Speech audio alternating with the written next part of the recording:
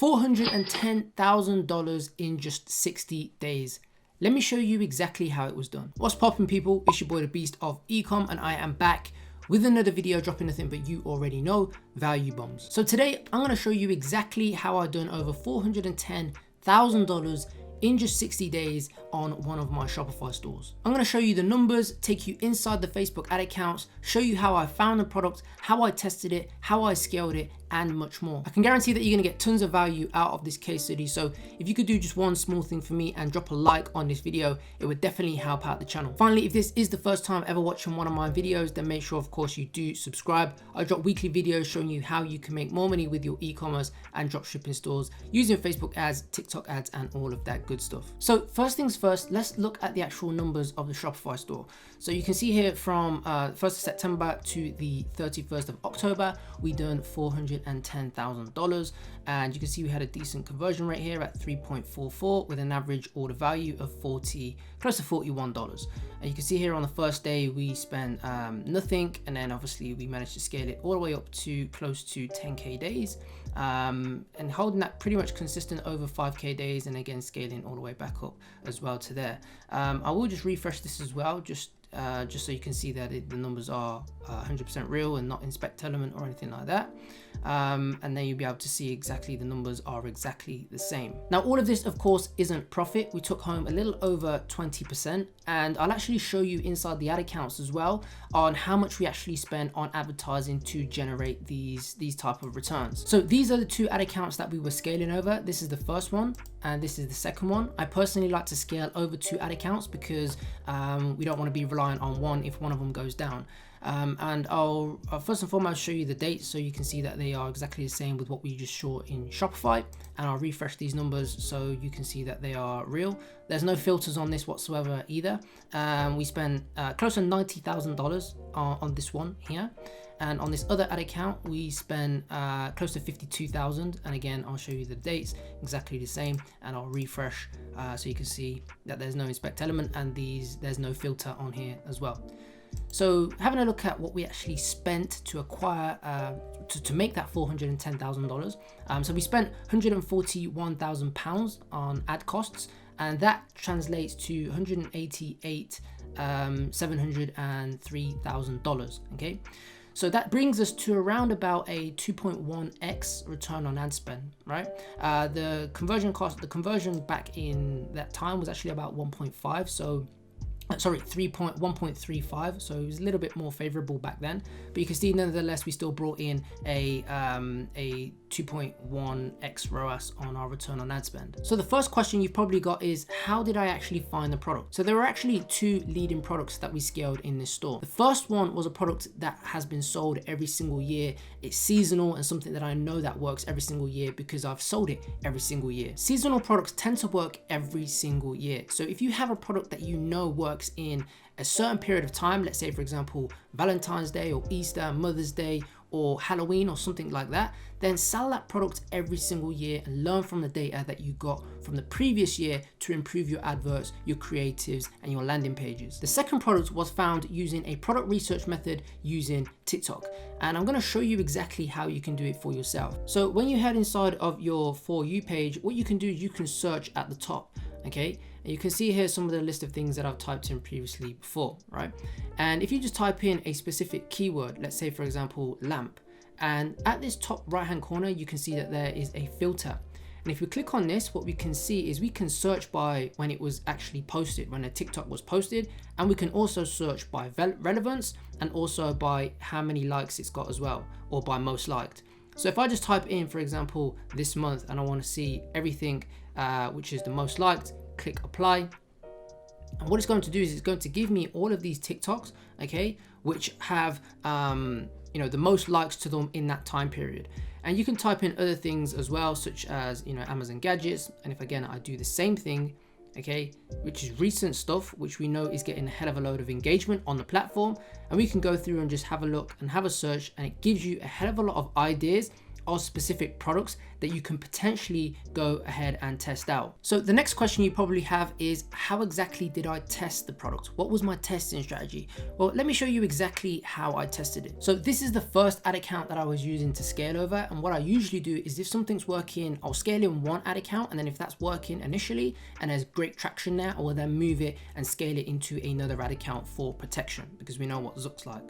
So you can see here on the first day of 1st of September, no ad was spent, right? And if we have a look on the actual second day here, you can see here that I set up 10 ad sets, okay, all at £8.50, which is around about $11. We spent £77, and it was a 1.47 ROAS, which was at the time profitable. This product's break-even ROAS was around about 1.45, and yeah, overall it was okay for the first day. Now, what I usually do with these ad sets, right, is I have 5 of them, 5 interests targeting the United States, and I have another 5 interests targeting ex-United States countries, okay? And to demonstrate what I mean by that is if I type in X here and filter by ad set name, you can see here that 5 of them only spent so yeah, we can see that we've got those 5 ones targeting ex-United States countries like Australia, you know, Norway, Sweden, whatever it may be, okay? And if I then exclude this, okay, you can see here is the other 5 for that day, all the same interest essentially, just mirrored, and now again they're spending to the United States country, okay? And if you're confused here, then go check out one of my other videos. I've got loads of videos explaining this this kind of like testing strategy. So the first day it was okay, it was profitable, right? And if we have a look on the actual second day here, you can see here that we were actually more profitable at a 1.9 ROAS. Now, one thing I will say is that taking into account these numbers here, the ROAS, obviously this is post ISO 14, so the tracking was not amazing whatsoever. And I'm going to show you exactly how I was tracking these adverts to be able to scale and all those kind of things a little later in this video. So the second day was great, and if we have a look at the actual 4th day here, you can see here that 155, it was still okay. If we have a look at the actual 5th day here, you can see that we done a 2.8x ROAS, right? And you can see here 6th day, 1.33. Now, one thing I will say is that at this point here, this true ROAS here wasn't reflected in what was being shown inside of our Shopify accounts, because obviously with iOS 14 and all those kind of things, it was very difficult to rely on the numbers that we were seeing inside of Facebook ads, okay? If we have a look at the 8th day, 0.5, but of course this wasn't 0.5, it was a little bit higher inside of actually Facebook, and I'll show you how we were tracking in a moment in time. And again, we were having a good day on the 9th day at 2.44x ROAS. So with all of this about how I was testing and just stacking and adding in more interests, let me show you exactly how we were essentially tracking to be able to make decisions, because at this point we were just scaling horizontally. So what I mean by horizontally is when the ad sets were working, we were just duplicating those, finding another interest, plugging that in and cutting the ones off that weren't working. So essentially trying to build up a war chest of great ad sets that we can essentially then go on to scale. So how exactly was I tracking what was working and what wasn't? Because if you don't know what's working and what isn't, then it's hard for you to be able to effectively scale and cut and save money. So let me show you exactly how I was using UTM parameters and Google Analytics to scale and make those decisions. Now, there are many different attribution tools, softwares out there that you can use, but in terms of just doing it the free way that works fairly effectively as well is using UTM parameters in Google Analytics. And to set this up, essentially you want to be on the ad level, okay, so actually at the ad, and this is the code that I have. So I like to have my UTM source, Facebook, campaign name, ad set name, UTM, etc. right? And to set this up, again, you want to be on the ad level. You just want to click on build URL parameter, and this is how I set this up. So if you want to take a screenshot of this, feel free to do so. And I'll show you exactly how this looks inside of Google Analytics so that we can track our ad sets and know which ones are making sales and which ones aren't, so that we can cut them and scale effectively. So this is inside Google Analytics and what you would see. Of course, I've blurred some things out because it will show, the targeting and all those kind of things. But essentially, you can see here the campaign is showing the ad set. So all of this campaign here is giving me the ad sets, and then obviously this is telling me how much revenue each ad set has generated.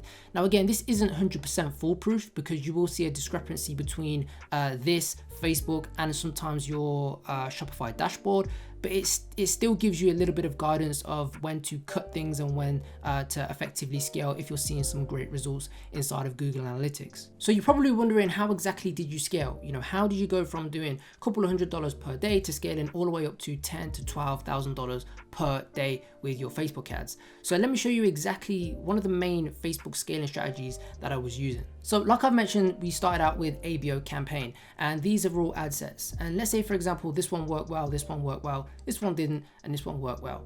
What we would essentially do is we would take these, okay, the ones that were working, and these would, let's say, have, you know, 3x ROAS and over $100 spend, okay, so that we know that they're proven. They aren't just have been working for 2 days, because that's a recipe for disaster. We need to make sure that these have significant spend and significant great ROAS to then make a decision that this is going to work for us.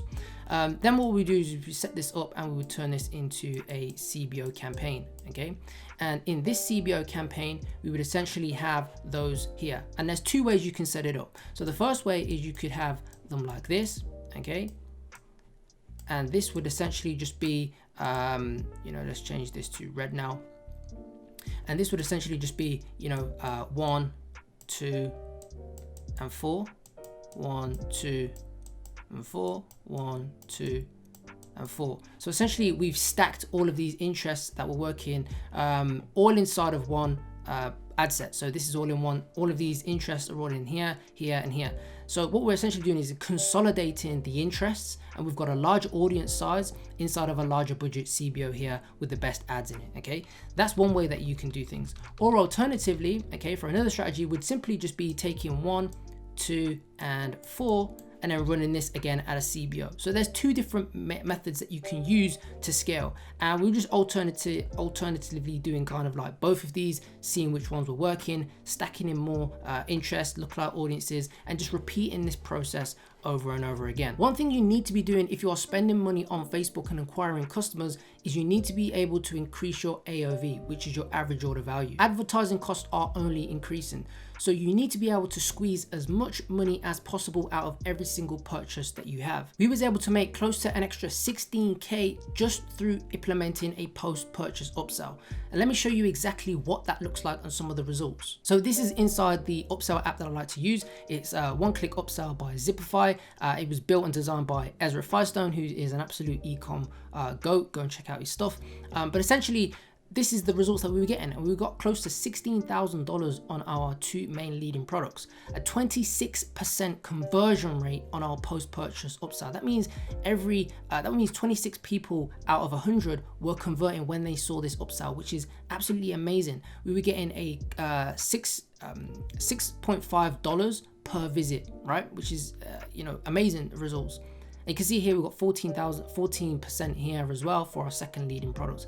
And typically when I set these upsells up in my specific framework that I have and strategy that I have, it's not common for me to not get results of 15-12% above. You know, I never see lower than 10% for most ones which are working on a product that works.